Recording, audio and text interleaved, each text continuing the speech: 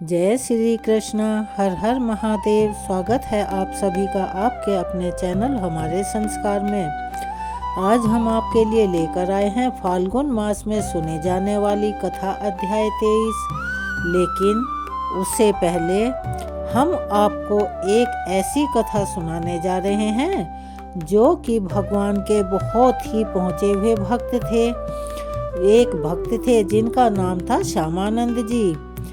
जब श्री राधा जी अपने एक भक्त पर बड़ी प्रसन्न हुई, उनकी सेवा से उनका हृदय आनंद से परिपूर्ण हो गया, तब अपने उस भक्त को दर्शन देने के लिए श्री राधा जी ने जो चतुराई दिखाई, जिसमें उन्होंने अपने एक चरण कमल का नूपुर यानी घुंघरू एक अनार के पेड़ के पीछे गिरा दिया।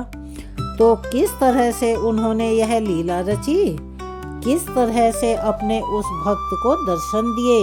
आज की इस कथा में, इस कहानी में हम आपको यही प्रसंग सुनाने वाले हैं। लेकिन आप सभी से अनुरोध है कि कथा को पूरा सुनकर कमेंट्स बॉक्स में राधे राधे अवश्य ही लिखिएगा, क्योंकि राधा का नाम एक ऐसा तारनहार नाम है जो कि कृष्ण भगवान तक हम सभी को निर्विरोध और बहुत शीघ्र पहुंचाता है। तो चलिए शुरू करते हैं। श्रीपाद जी गोस्वामी जी की भजन कुटीर पर आकर कृष्णदास जी ने दंडवत प्रणाम किया और अपना परिचय दिया। श्रीपाद जी गोस्वामी यह सुनकर अत्यंत प्रसन्न हुए कि कृष्ण को श्री हृदय चैतन्य ने उनके पास भेजा है। जब श्री जीव गोस्वामी के मार्गदर्शन में कृष्ण दस भक्ति साहित्य का अध्ययन करने लगे, तब उन्हें अचानक से लगा कि सभी रसों में माधुर्य रस की उपासना भगवान से संबंध स्थापित करने में सर्वोत्तम है। धीरे धीरे श्री कृष्णदास जी का मन प्रिय प्रीतम की निकुंज रस सेवा की ओर खिंचता चला गया और उन्होंने गोपद जीव गोस्वामी को माधुर्य रस उपासना के रहस्य को विस्तार से समझाने यानी कि सुनाने की प्रार्थना की। जीव गोस्वामी की कृपा से धीरे धीरे कृष्णदास को ब्रज रस महात्म्य, निकुंज रस लीला और ब्रज की विशेष उपासना पद्धति का ज्ञान होने लगा। एक दिन की बात है, श्री जीव गोस्वामी ने श्री कृष्णदास जी को श्री सेवा कुंज की गलियों की सफाई करने की सेवा सौंप दी। अब तो क्या था, उनकी दैनिक दिनचर्या बन गई। श्री कृष्णदास जी सेवा कुंज में अपने खुरपा यानी खुरचने के लिए सोहनी यानी के झाड़ू लेकर जाते और पूरे अक्षेत्र की सफाई सच्चे मन, श्रद्धा और भक्ति से किया करते थे। श्री कृष्णदास जी की वृंदावन रज में बड़ी निष्ठा थी। यह वृंदावन की रज कोई साधारण रज नहीं है। रसिक संतों की वाणी में प्रमाण मिलता है। ऐसा बताया गया है कि जो वृंदावन रस के रसिक हैं वे तृष्णा यानी के प्यास से मर तो जाएंगे, लेकिन जिस जल को ब्रज रस का स्पर्श ना हुआ हो यानी उसने ना छुआ हो, वह जल कभी भी ग्रहण नहीं करेंगे। स्वामी श्री हरिदास जी ने अपनी लीला में यह प्रकट किया है यानी बताया है कि वृंदावन रज का एक एक कण पारस मणि के समान है। रसियों ने प्रभु से यही तो मांगा है कि मोहे मोर जो बनाओ तो बनाओ, वृंदावन को नाच नाच चहक चहक तुम ही को रिझाऊं। मोहे बंदर बनाओ तो वृंदावन को डाल डाल कूद कूद तुम ही को रिझाऊं। मोही भिक्षुक बनाओ तो बनाओ, ब्रजमंडल को मांग मांग टूक ब्रजवासन सो खाऊंगा। कोकिला करो या कीट करो, कालिंदी के तीर आठों याम शाम शाम शाम शाम गाऊंगा। रसियों के जीवन में तो ऐसा समय भी आया था जब यवनों का आक्रमण हुआ था। राधा वल्लभ जी कामावली गए, बांके बिहारी जी भरतपुर चले गए, परंतु रसियों ने वृंदावन नहीं छोड़ा। यवनों ने एक एक अंग के 100 टुकड़े कर दिए, परंतु वृंदावन नहीं छोड़ा।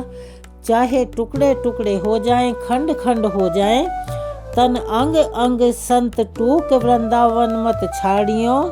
छाड़ वो है बड़ी चूक जब मुक्ति भगवान से पूछती है कि मैं सब जीवों को मुक्त करती हूँ, परंतु मेरी मुक्ति किस प्रकार होगी। तब श्री कृष्ण कहते हैं पड़ी रहो।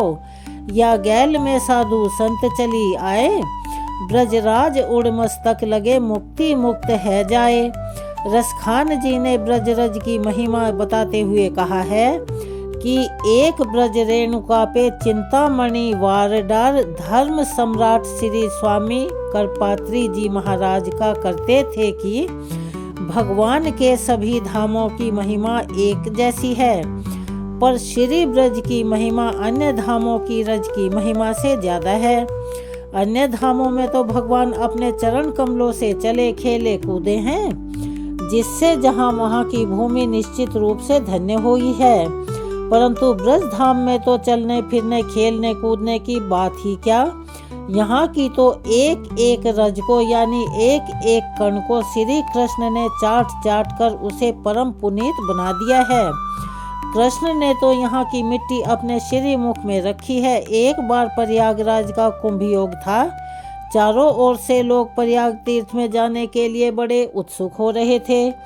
वे श्री नंद बाबा और उनके गोशट के भाई बंधु भी परस्पर परामर्श करने लगे कि हम भी चलकर प्रयागराज में स्नान दान पुण्य कर आएं।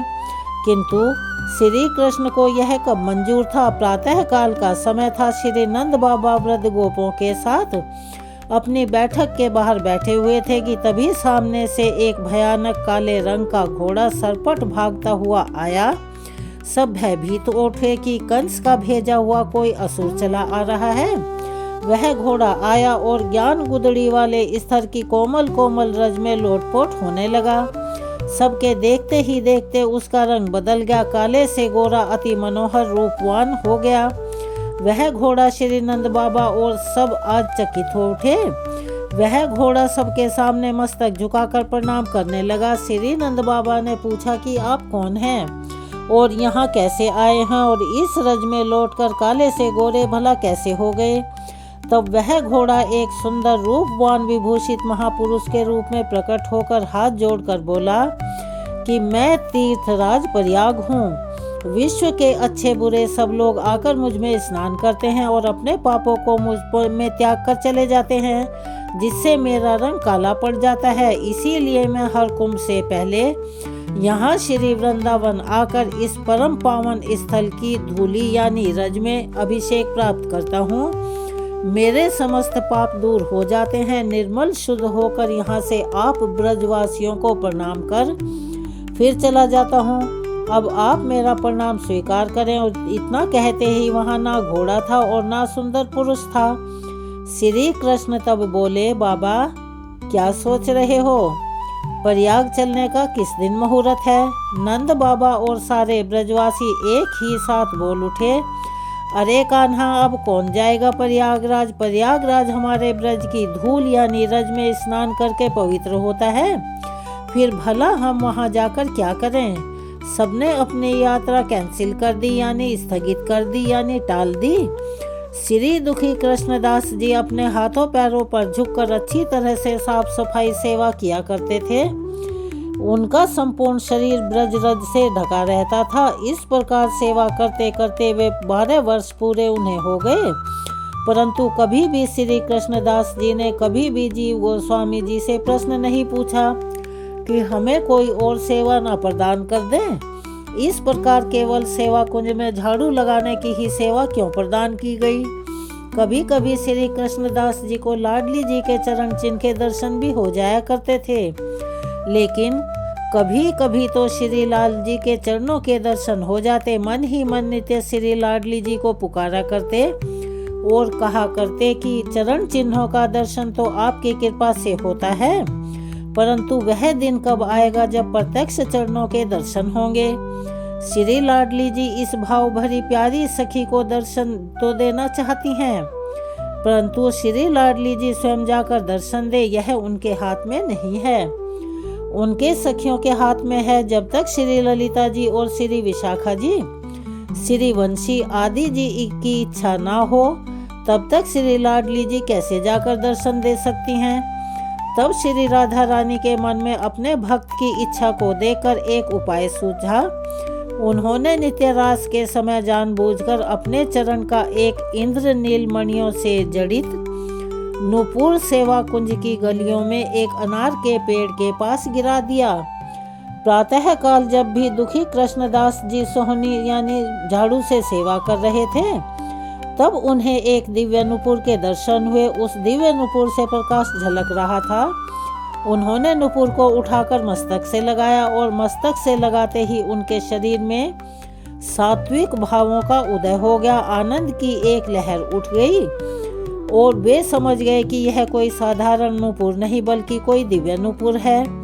और वे इस नूपुर को बार बार कभी सर से, कभी हृदय से, कभी स्नेह की दृष्टि से देख देख कर चूमने लगे। और आखिर में उन्होंने उस नूपुर को अपने वस्त्र में बांध कर रख लिया और पुनः सेवा में लग गए। नित्य रास लीला के समय श्री ललिता आदि सखियों ने देखा कि श्री लाडली जी के बाएं चरण का नूपुर तो है ही नहीं।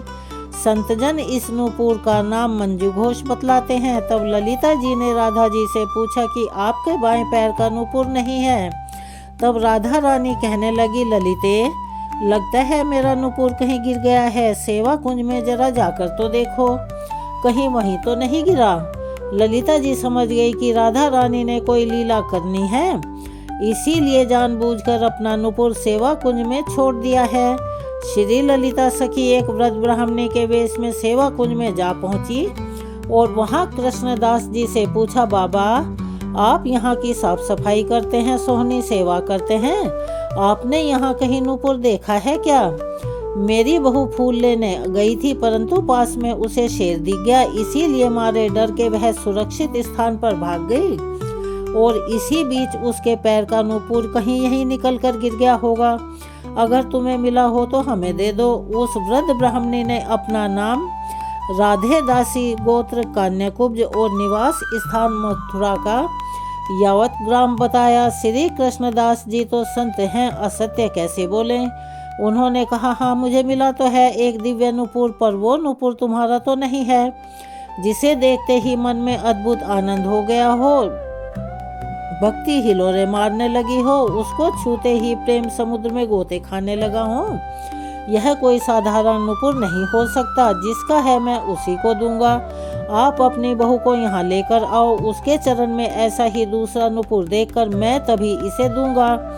श्री ललिता जी ने बहुत मनाने का प्रयत्न किया, परंतु श्री दुखी कृष्णदास जी नहीं माने। श्री लाडली जी के चरणों का भजन करते करते जो भाव प्राप्त होता है, जिसे रसिक जन सखी भाव कहते हैं, वह भाव चतुर की सीमा है। और ब्रज के रसिकों ने तो इतना तक कह दिया है कि हम गुरु श्यामा श्याम के, हम शिष्य श्यामा श्याम के, नूपुर के बिना अब भला नित्य रास लीला कैसे हो। श्री प्रिया प्रीतम के जो आभूषण है वह भी नित्य आभूषण है, नित्य सहचर हैं, उनके बिना वे नित्य रास कर ही नहीं सकते। श्री प्रिया प्रीतम को जो भी वे अपने श्री अंग पर धारण करते हैं, वो सब प्रेम स्वरूप हैं, रस स्वरूप हैं और किसी अन्य भाव का या अन्य पदार्थ का तो वहाँ पर प्रवेश ही नहीं है। श्री राधा जी गुप्त रूप से वहाँ कुंजों में अपनी सखियों विशाखा, वृंदा, इंदुलेखा आदि के साथ खड़ी थी। उस कृष्णदास जी नहीं माने, तब श्री ललिता सखी ने कृष्णदास जी से कहा, बाबा, आप इस नूपुर के बदले में कोई भी वरदान मांग लो, पर यह नूपुर मुझे दे दो। आपने ठीक ही कहा था कि यह कोई साधारण नूपुर नहीं है, यह नूपुर तो श्री राधा रानी जू का है और मैं श्री स्वामिनी जू की सखी ललिता हूँ।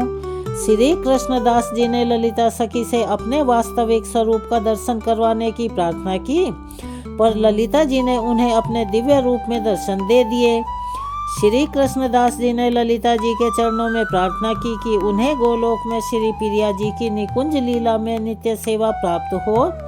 तब श्री ललिता जी ने कहा कि यह तो केवल इस भौतिक शरीर के छूटने पर ही संभव हो पाएगा।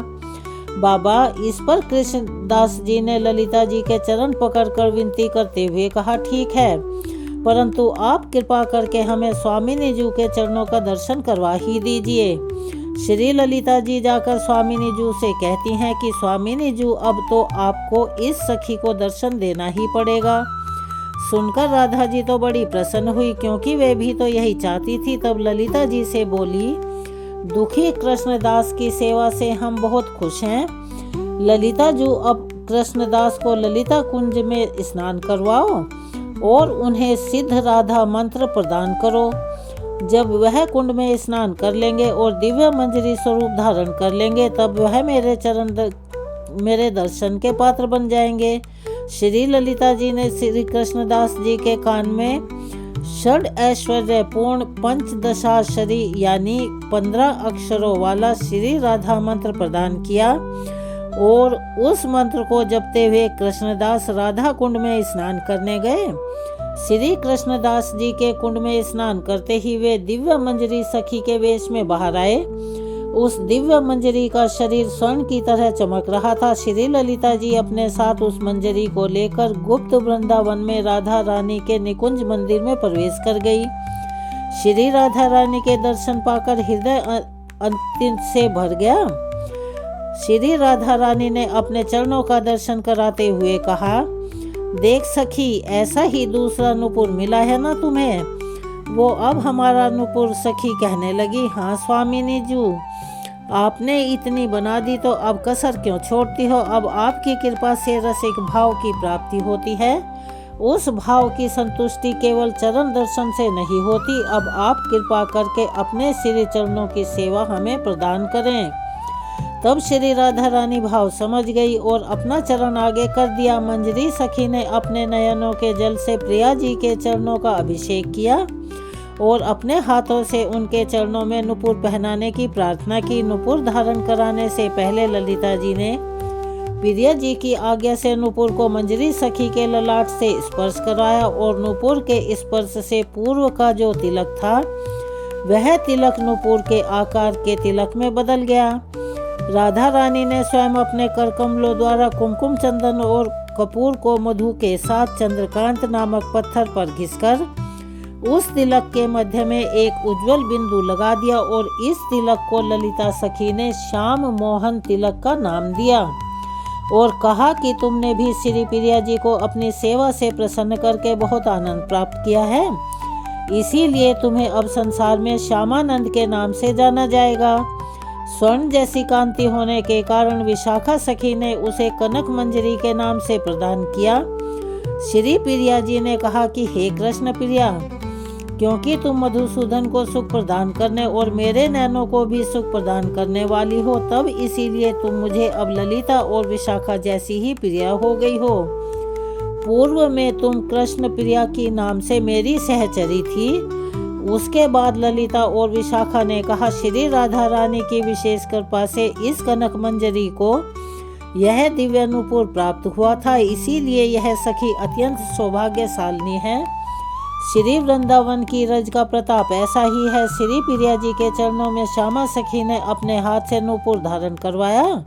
राधा रानी जी ने श्यामानंद जी को पुनः मृत्युलोक में जाने का जब आदेश दे दिया, तब वे स्वामिनी जी से विरह की कल्पना करते ही रोने लगे और बार बार श्री प्रिया जी से अपने चरणों की सेवा में अलग ना करने की विनती करने लगे। तब राधा रानी का हृदय दया से भर गया और उनके हृदय कमल से अपने प्राणधन श्री श्याम सुंदर का एक दिव्य विग्रह प्रकट हुआ और श्री प्रिया जी ने ललिता सखी के माध्यम से श्यामानंद को वह श्री विग्रह प्रदान किया। संतों का ऐसा मानना और कहना है कि यह घटना 13 जनवरी सन 1578 की बसंत पंचमी वाले दिन को घटी थी। प्रिया जी ने श्यामानंद जी से कहा कि जब तक तुम जीवित रहोगे तब तक प्रेम से श्याम सुंदर के इस विग्रह की यानी मूर्ति की सेवा करते रहना। ऐसा करने से तुम्हें मेरे विरह का ताप नहीं सताएगा यानी दुख नहीं होगा। मृत्यु लोक में अपना कार्य पूर्ण हो जाने पर तुम नित्य गोलोक धाम में मेरे चरणों की सेवा प्राप्त कर पाओगे। श्री प्रिया जी ने स्वयं कहा कि इस दुर्लभ श्री विग्रह की कृपा से कलिमल से ग्रसित जीवों का सहजी उद्धार हो जाएगा और यह सब तुम्हारी सेवा का ही प्रताप है। तुम ना होते तो यह अद्भुत श्याम सुंदर का श्री विग्रह कलयुगी जीवों के लिए कैसे सुलभ हो पाता। ललिता सखी ने उसके बाद श्यामानंद जी से कहा कि इस दिव्य लीला के विषय में श्री जीव गोस्वामी के अलावा किसी और से भी मत कहना। अगर तुमने ऐसा किया तो अल्पायु होकर श्री जी प्रिया जी की कृपा से तुम वंचित हो जाओगे। और मैंने तुम्हें जो सिद्ध राधा मंत्र प्रदान किया है उसके स्मरण मात्र से तुम्हें श्री प्रिया जी के दर्शन किसी भी समय सुलभ होंगे, यानी जब भी चाहोगे दर्शन मिलेंगे। अगर कोई विपत्ति आए तो उस मंत्र का स्मरण भर कर लेना। ऐसा कहकर श्री ललिता आदि सखियां और राधा रानी अंतर्ध्यान हो गई। श्री राधा जी की इच्छा से श्यामानंद जी पुनः अपने पुरुष रूप में आ गए। उस दिव्य श्याम सुंदर के श्री विग्रह को सर पर रखकर श्यामानंद जी श्रीपाद जी गोस्वामी की कुटिया पर आए और जीव गोस्वामी ने देखा कि दुखी कृष्णदास जी के वक्ष स्थल पर श्यामानंद लिखा हुआ है। राधा रानी के चरण आकार और मध्य में उज्जवल बिंदु का नवीन तिलक है। अत्यंत सुंदर श्याम सुंदर का श्री विग्रह है। उनका लोहे का खुरपा स्वर्ण के खुरपे में परिवर्तित हो गया, यानी बदल गया, और उनका शरीर सोने की तरह से चमक रहा है। आंखों से अश्रुपात हो रहा है, यानी आंसू बह रहे हैं। श्री जीव गोस्वामी ने पूछा, कृष्णदास तुम इतने समय से कहाँ थे? तुम्हारा साधारण शरीर सुंदर सोने की कांति में कैसे बदल गया? तब कृष्णदास जी बोले, मैं इतने समय से सेवा कुंज में ही था और यह शरीर की सोने जैसी कांति तो मुझे आपकी कृपा से ही प्राप्त हुई है। श्री जीव गोस्वामी ने कहा, फिर यह नया तिलक तुम्हें किसने प्रदान किया और यह सुंदर श्री विग्रह तुम कहाँ से लाए हो? अवश्य ही तुम पर श्री लालजू अथवा श्री लालीजू की कृपा हुई है, तुम सबको सत्य कहो।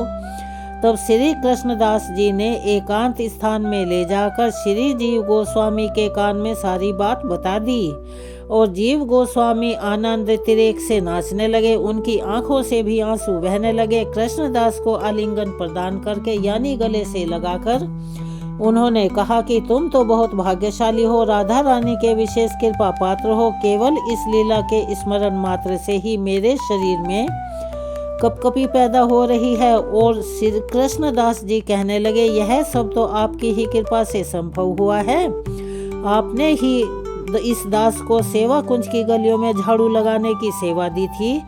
आपकी कृपा से ही दास को प्रिया जी का नूपुर मिला और राधा रानी जी के दर्शन सुलभ हुए।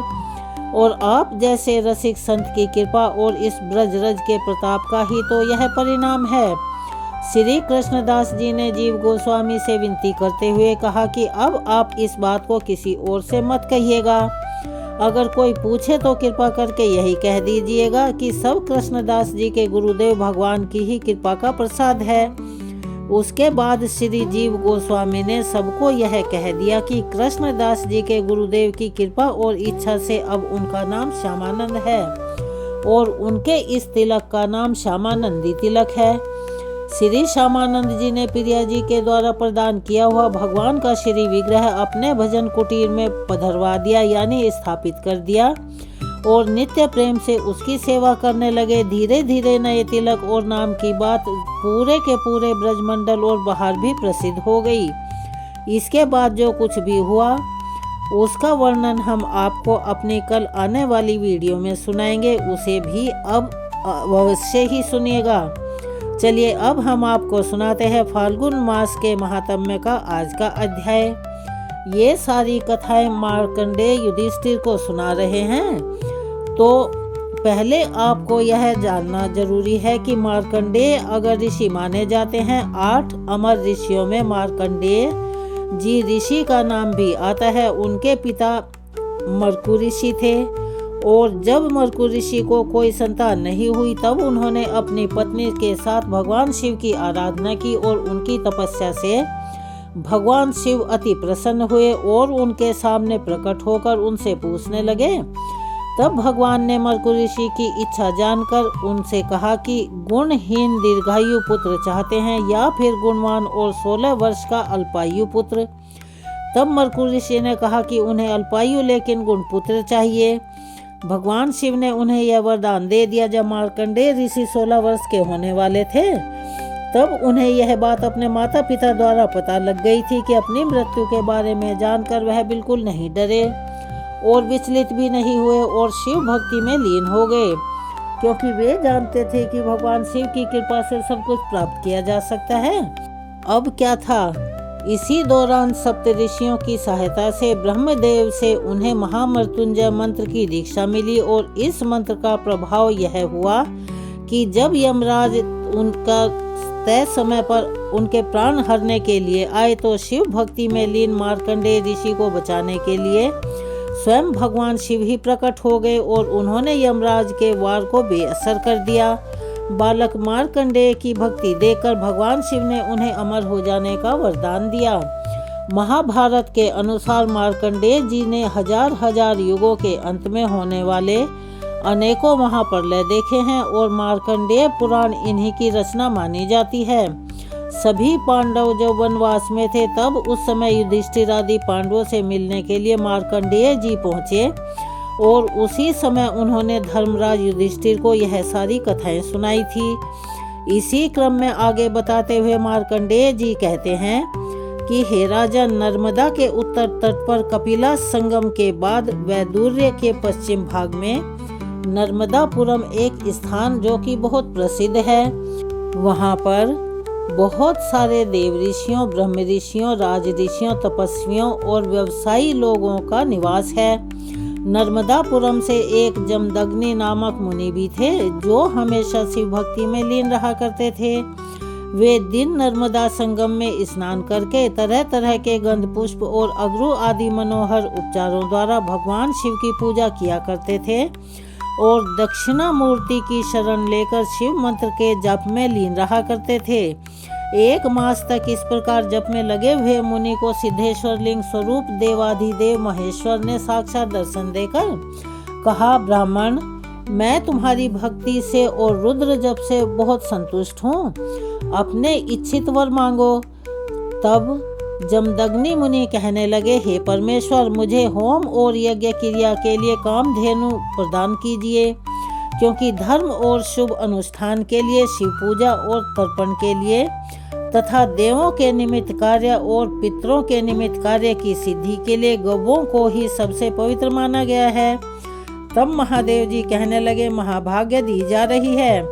ऐसा कहकर महादेव जी वहीं से अंतर्ध्यान हो गए और जमदग्नि मुनि जिन जिन कामनाओं के लिए कामधेनु से याचना किया करते थे वो सब उन्हें बड़ी आसानी से और तुरंत ही मिल जाती थी। अब वे सोने के बर्तनों में तरह तरह के मनोवांछित भोज्य पदार्थ परोसकर सहस्त्रों ऋषियों को प्रतिदिन अपनी इच्छा के अनुसार भोजन करवाने लगे और उन्हीं ब्रह्म ऋषि और देवता गण भी मुनिवर जमदग्नि के आश्रम पर आकर उनकी कीर्ति बढ़ाने लगे। इस प्रकार कुछ समय बीत जाने के बाद एक दिन राजा कार्तवीर्यार्जुन अपना पड़ाव वहां पर डाल दिया और शिकार खेलते खेलते ही वह जमदग्नि मुनि के आश्रम पर गया और कहने लगा, मुनि, यह गौ तो तुम्हारे योग्य नहीं है, इसीलिए इसे मुझे दे दो। अब कीर्तिवर की यह बात सुनकर मुनिवर जमदग्नि बहुत देर तक सोच विचार में पड़े रहे। उन्हें कुछ भी उत्तर ना देते देखकर राजा ने मुनि को मरवा दिया और खुद उनकी कामधेनु को बलपूर्वक हरकर ले जाने लगा। जब वह आश्रम से बाहर निकला तब अचानक ही कामधेनु पर कोड़ों की मार पड़ने लगी तो वो बार बार कोड़ों की मार से घायल होने लगी। जब उस गौ ने शाप देते हुए कहा, अरे ओ नराधम, रेणुका नंदन परशुराम तेरे समस्त कुल का संहार कर डालेंगे। इस प्रकार शाप देकर कामधेनु फिर से स्वर्ग को चली गई। उस समय लोगों में महान हाहाकार मच गया। वे सब कहने लगे कि अरे यह कौन दुराचारी आ गया जिसने ब्राह्मणों को में डर और क्षोभ बढ़ा दिया है।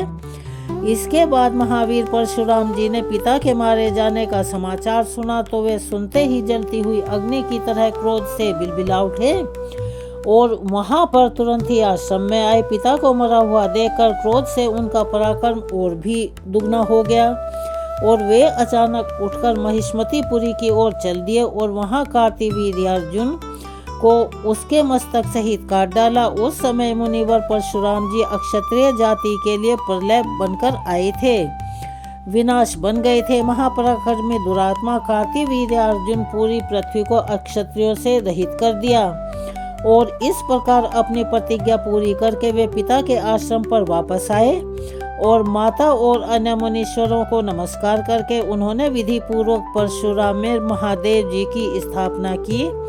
उस ही के निकट विशोका, एरका और पावनी नाम वाली 3 शिलाएं हैं। उन्हीं पर परशुराम जी ने पिता की मरणोत्तर कालीन श्राद्ध आदि क्रियाएं संपन्न की। उस स्थान पर एक कपिल वर्ण की शिला है जो देवद्रोणी के नाम से जानी जाती है। वहाँ पिंडदान करने से पितृ स्वर्ग में चले जाते हैं, ऐसा हमारे वेद शास्त्रों में वर्णित है। राजन, इस प्रकार मैंने तुम्हें नर्मदापुरम में सुनाया। इसके श्रवण और कीर्तन से देवलोक में देवत्व की प्राप्ति होती है। मार्कंडेय, जहाँ पर बृहति और नर्मदा जी का संगम हुआ है, वहाँ एक निषाद हर दिन भगवान त्रिलोचन का पूजन किया करता था। एक दिन व्यतिपात और संक्रांति का योग होने पर उसने फूल लेकर शिव मंदिर में प्रवेश किया। वहां जाकर उसने देखा कि भगवान का तीसरा नेत्र तो है ही नहीं। उसके मन में बड़ा अचंभा हुआ और वह सोचने लगा कि किस पापी आत्मा ने भगवान के नेत्र को चुरा लिया है। ऐसा कहकर उसने तीखे बाण से अपना नेत्र निकाला और उसे ही देवाधिदेव महादेव के मस्तक पर स्थापित कर दिया। और ऐसा करते समय उसके मन में बिल्कुल भी डर, कंपन और दीनता नहीं आई।